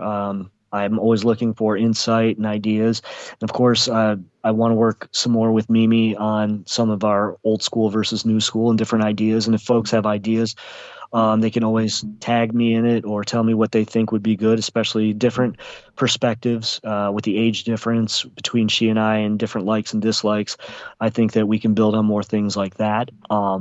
Aside from that, it was really great to be on the show tonight. Obviously, I've got a lot on my plate in my personal life right now, but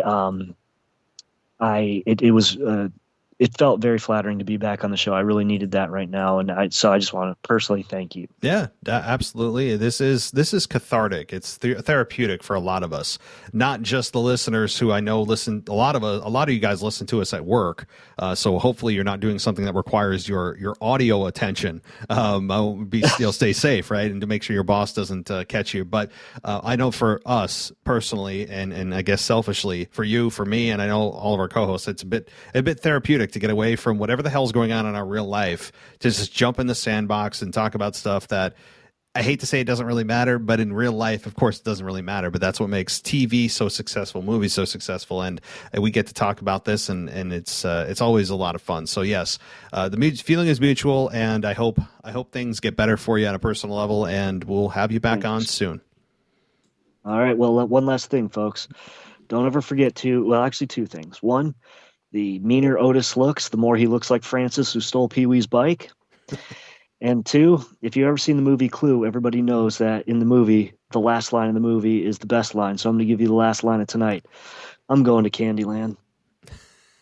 I love it. You got to sign off now. This is great. All right. All right. Yeah. Good night, everybody. All right. Good night, everyone.